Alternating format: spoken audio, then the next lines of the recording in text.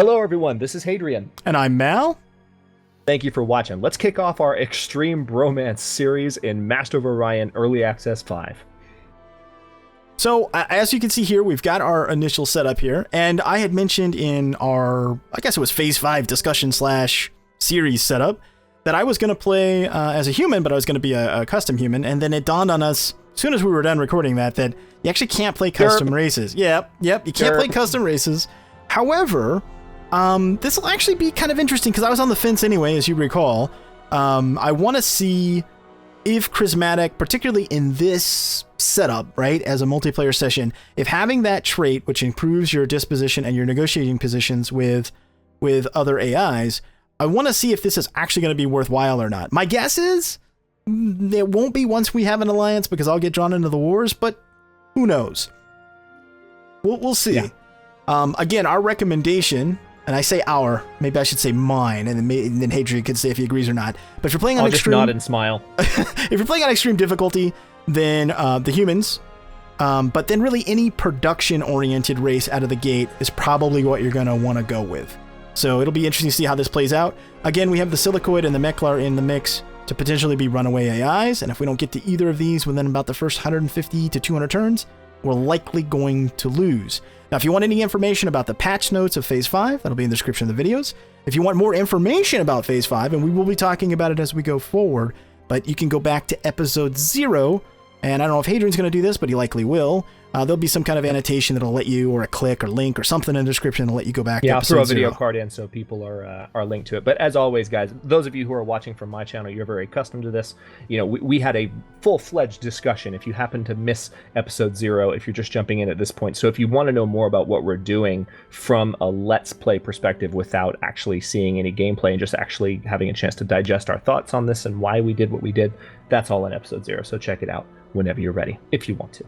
So, Hadrian, you want to very quickly take us through the game settings, and then we'll jump in?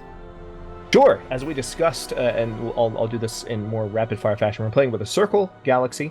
We're playing with a medium galaxy size, again, just because that's going to make the mid-game much more micromanagey and much more watchable, I think, too. And I think Mal would agree. Oh, yeah, in terms absolutely. of how much is happening. And then average galaxy age, again, just because from a mean perspective, that's, I think, what most people are going to play as. You can play young, you can play with an old galaxy, but this is just, we want to do a series that demonstrates what Early Access 5 looks like for the most people. So that's our rationale there. We have post-warp for the exact same reason. Post-warp is the standard starting time for Master of Orion before pre-warp or advanced starts were implemented. Extreme difficulty, this has replaced very hard, and we just want to make this as entertaining as possible for you guys and as challenging as possible for us, because Mal and I have been playing Master of Orion for several patches now, pretty much since they announced it and released it in early access. We've both been interested in it. So, and you, of course, we didn't mention this in the intro, you've been playing Master of Orion since the originals. I'm more of a newbie to the franchise, so that's one big difference between us. But we both really love it, so we want to make sure that we throw ourselves a bone in the sense of the challenge. We would both consider that a bone being thrown to us, actually having a challenging difficulty setting, which most people would look at it the opposite. In terms of making it easier. But anyway, and then the advanced settings, again, we're not playing with pirates, we're playing with monsters on, though. We are not playing with retro ships on, so it'll look very much modern graphics wise. And then biggest thing is slow research, normal production speed, and fast population growth. Anything you want to add, buddy? No, I think we're good. We only have 2 victory conditions. One is going to be score once we get to 500 turns, or if we do conquest victory. But quite frankly, what'll happen is at a certain point, hopefully, we'll know that we have won, and since there's no allied victory type, we'll probably just declare that we've won, and then we'll someone move just forward. joined. This jerk just joined. Get rid of him. Go away. All right, go away. Go away. Hold on, and then we'll go back. Whose spot did he take? We had the Cylon right The next to Cylon, us. right. So whoever that was, welcome to YouTube, famous. Yep. Famous. Because so many people see this. No, I mean, who knows? Maybe he will. He'll be famous. All right, well, I think we're set then. Yeah, all right. I agree. Let's jump do in this. before someone else trolls our game. Right? Because you can set up... Look what's happening. Oh, what's whatever. Happening. This is what you get for talking You know nonsense. Whatever. Whatever. Mal and I have been involved in this race regarding our load bars. The deal with that is that if you set private, it doesn't let anybody join. So Yeah. We need to ask Yeah, the devs about that too. I think we need to email them and just say, hey, what's the deal with that exactly? Question Can you mark? explain this to us? We're a little confused. So as you can see, by default, on an abundant Terran world, if I leave 2 people here, it's going to take 10 turns for the next pop. And that's on a level 4 biome world. So you'll see as we go through that the growth changes that they made in Phase 5 are significant. Yeah. Alpha Ceti 2 has 7 turns until, I'm sorry, you're right, 10. I'm looking at next population. It'll be the number of the next population, but it has 10 turns as well. So same situation for starting worlds, and it's staggeringly different. But you'll especially see it, guys, when we actually start colonizing new worlds. So where are you, buddy? Okay, so if we're using our old galactic center means of navigation, there's those 3 stars that go straight up from Galactic Central. Okay, I see them. Okay, there's a blue star. The second one is a white star, excuse me. Second one up. If you look at the white star just galactic east of that, that would be my home system. Okay, cool. We're actually pretty close then. Excellent. So okay, where are you at? Take that same reference point that you just used, the white star north of Galactic Center. Okay. Go west, and there is a red star. This looks like, actually, this is pretty close to me. It's the Nam system, and it has 4 planets in it, so I'm kind of excited to explore it already. But then just north of that, you will notice an orange star. That is Alpha Ceti, and that's where I am. Okay, there's a red star, an orange star, and then an orange star. You're the middle one then? At the top? Hang on. Yes, yeah. There's a red star on the far left of the 3 you just mentioned. The one immediately to the right of that, and a little bit up, is Alpha Ceti. It's an orange star. Gotcha. All right. Let's see. BC4 for tax. Oh yeah, need to do that too. I'm gonna go ahead and set up physics for my first research because I want that automated factory as soon as humanly possible. Absolutely. So this. Now I'm debating, do I want to get another colony ship right away, or do I want to spend 7 turns getting a research lab? I think I'm going to spend the time to get the research lab, actually. I'm going to do what I did in our test run and go ahead and sink some turrets into a destroyer, even if I have to switch midway through. To stock some production, if nothing else, right? Yeah. I just, given that we're playing on a medium galaxy, I have a feeling someone's right next to me. I don't know when I'll find them, but they're here. Oh yeah, always. All right, going to the next. And of course, for those of you who haven't seen it yet, if you might be watching this to get a bearing on Early Access 5, I'm pretty sure this timer is a new feature per this patch, or it might just be new to multiplayer if you've never played in multiplayer Master of Orion before. But because Mal has clicked next turn, I now have a minute to do the same. So it just helps. Master of Orion is already very snappy with its turn transitions, which is one of the reasons I have just raved about the game. But that's one thing that keeps it snappy even in multiplayer, to make sure that players are moving at a good clip together. Incidentally, it's important to note that timer doesn't start until one of the human players actually hits in turn. And then the other thing is that you can adjust that. You can even disable it if you want, but I think it's good. A minute seems reasonable. I mean, it gets a little hairy when you get further into the game, but it's okay. Yeah. I think we're both used to the turn structure of the game too, so... Oh! Wow. Okay, so the planet immediately... In that very close system, it's the Nam system south of Alpha Ceti, the red star. Yeah. Is an arid, ultra-rich world with gold with room for 9 population. Holy crap, first colony. I just got a small, not as good, but I just got a small arid rich in Vox, which is the yellow star galactic east of that. Fantastic. So that's good. That's promising. Now, what I'm not so keen on is there's also a wormhole right in my backyard. I'm not too thrilled about that. Yeah, I saw that when I zoomed out. That was a little anxiety-inducing. It'd be nice to have, it'd be nice to have an option to disable wormholes. I'm gonna mention that to the devs. It'd be nice. I mean, because it'd be nice to not have to, One thing not to have to worry about. So let me take this moment, since I just started my first colony here on Nam 3, to show people what we were talking about. So I have 1 population on Nam 3. It's producing the food that I need to grow to the next population in 30 turns. But because I don't have any population in production yet, I actually can't build anything using my population. Whereas before you could. This map. Whereas before I could. So the only way I'm going to be able to build anything on Nom 3 is, I see the timer there, is if... let me make sure production is set up for something. I guess I'll just set it to trade goods. It's going to be meaningless. But yeah. Going to the next turn now. So yeah, the only way I'm going to be able to build anything is if I buy something, which I'll be able to do. I'm making 24 credits, 24 billion credits, I guess, per turn is what it's supposed to be. Mm-hmm. What BC stands for. But yeah, that's a very interesting new mechanic in Early Access 5 that we've both had a chance to play with a little bit now. Well, and I at first I was like kind of like wailing against it, like I don't like this, and then now I'm like, yeah, actually I do, and it makes a lot of sense.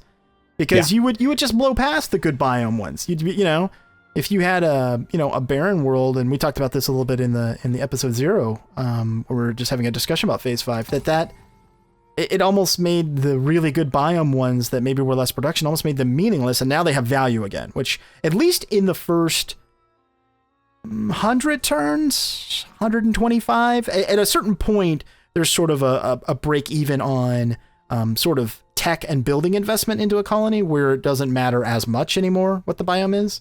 But certainly in the early game, it absolutely matters. Right.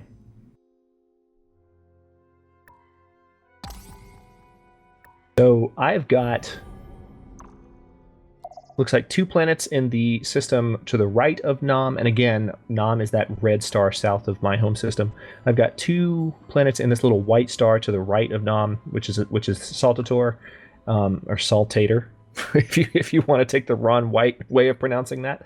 And then Sabaki to the left, which is a yellow star, also has 2 planets. So hopefully I've got some pretty decent worlds to start off here. I've got Rabat, which is 4. I've got Vox, which is 3. And it has some good planets, and one of them that's very, very good. Unfortunately, I sent my colony ship the other way, so I'm kind of hoping that there's something down here that's worthwhile. Fingers crossed. Oh, large, air, and abundant with artifacts. I'll take that. That'll work. And I've got a system that might be strategically important.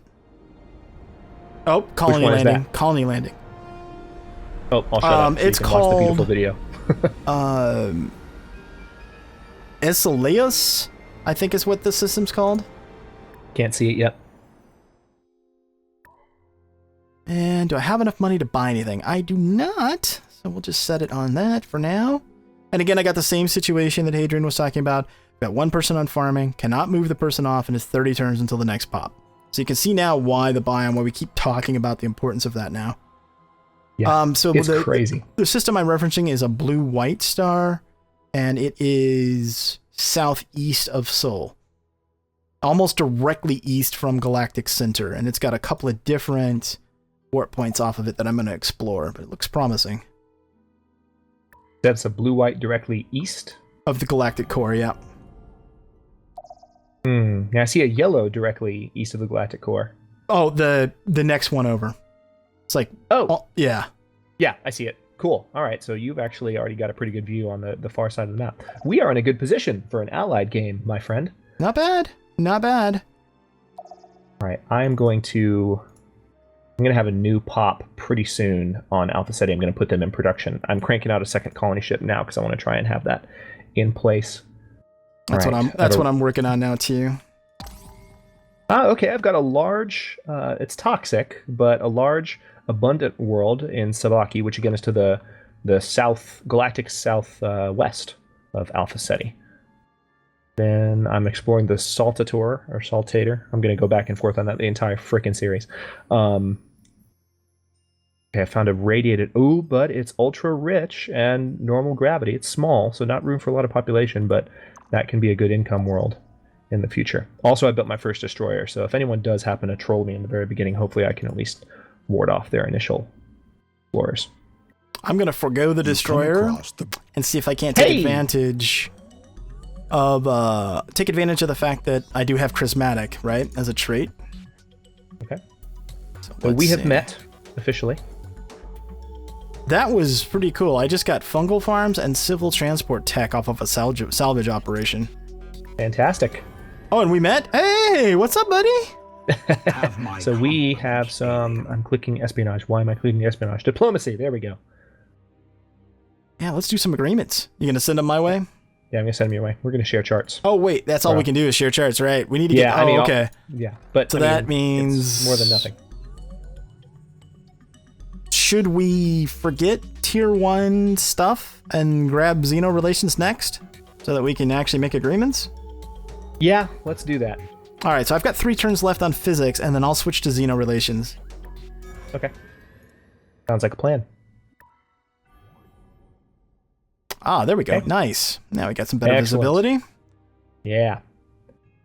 All right, so just like we observed in our practice run, I can see from a zoomed out view that you have colonized Acellus, but when I zoom in, I can't, because I don't physically have a ship in the system, I can't see which planets are colonized and which are not. I know you just have one colony, but that's one thing that's a little bit weird about share charts is technically we should be able to see that.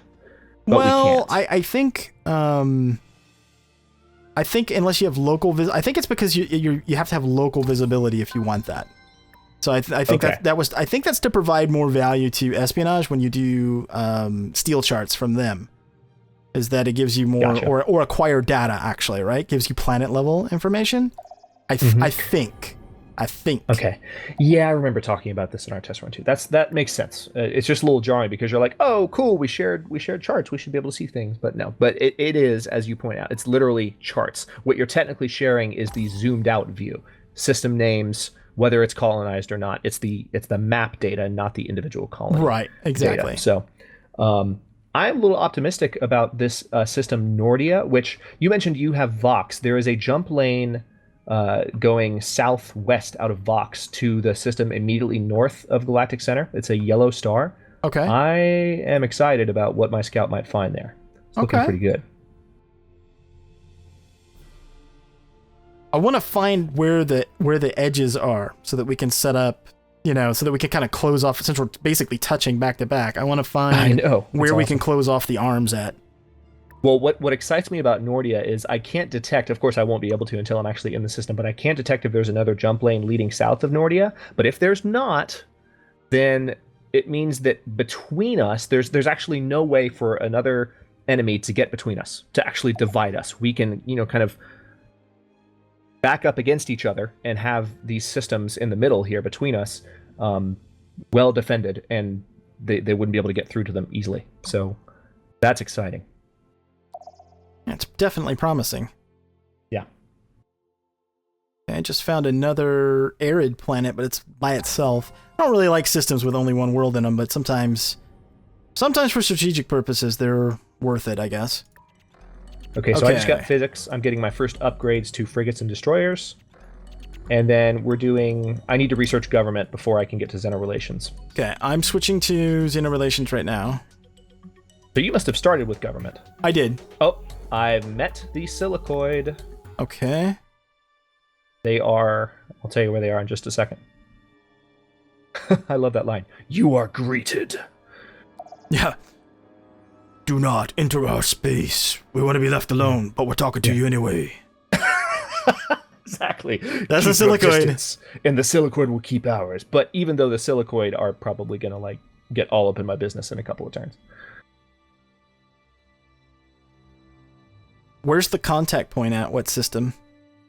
We met them in the Comorium system, which if you look at Galactic Center and you go, it's not going to be immediately west, but if you go west until you're close to a yellow star that is north of the, I guess you could say the galactic equator, if you will, if you just draw a straight line from center to the left, the first yellow star north of that line. Southwest of Sabaki or whatever?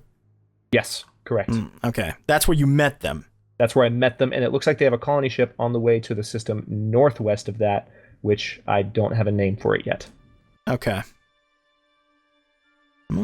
Interesting. Okay. Yeah. So they're pretty close to me.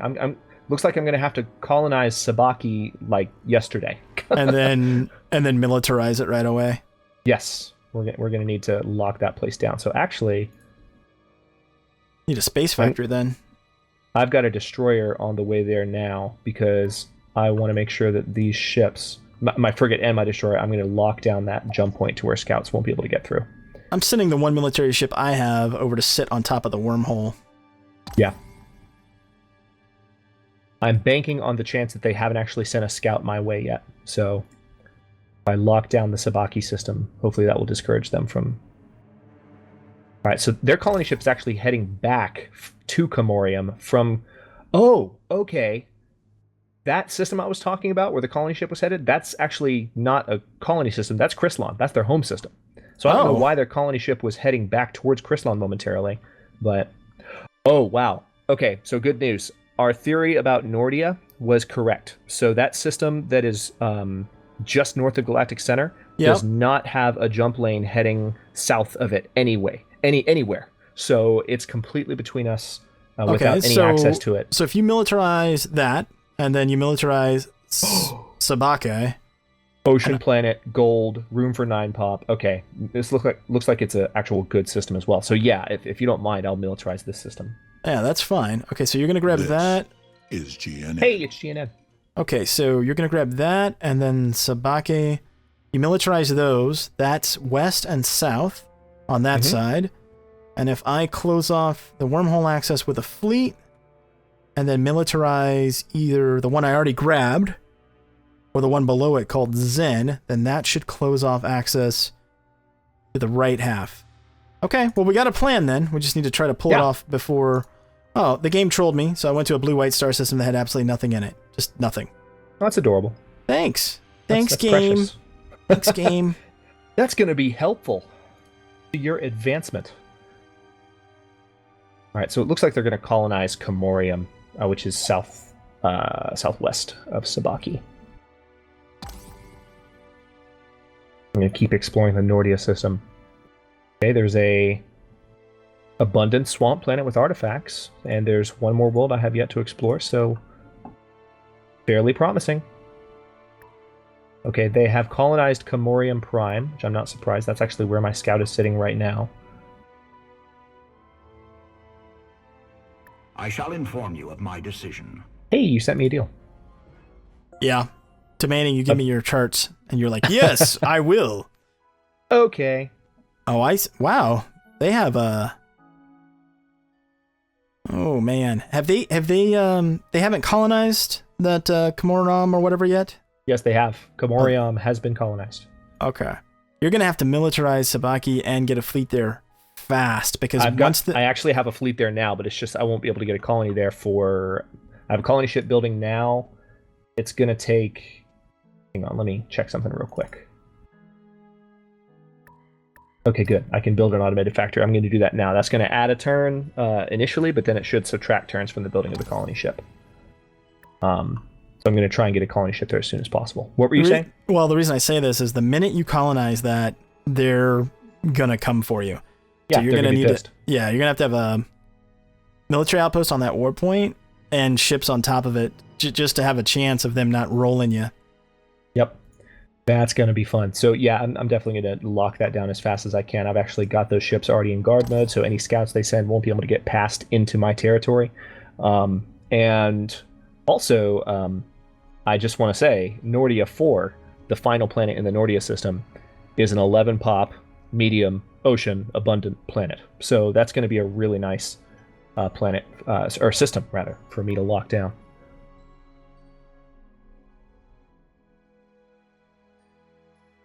Yeah, I've found a couple of decent worlds, but nothing like, oh my god, it's amazing. I haven't found one of those yet, so. Yeah. Still waiting, game. Anytime you want to give me one of those amazing sauce ones. Just encountered the Marchand. Oh, fun times. Where are they? Let's see. They are basically directly below me. And so, Ferus, their homeworld, is a red star that is... Well, here, I'll just share my charts. What am I... Yeah. I can describe it to you, or I can just, give you the charts, right? So... Well, actually, no, because I technically haven't explored them yet. So they're in a red star just southeast, galactic southeast. Yep. Or is it a red star or an orange star? It's a red star. Oh. And then they've got the white star southeast of that. So they're the ones that are likely to come through the wormhole, which I'm now guarding. such as it is with my one frigate. Yeah. Yeah, you're absolutely right. That wormhole's right next to him then.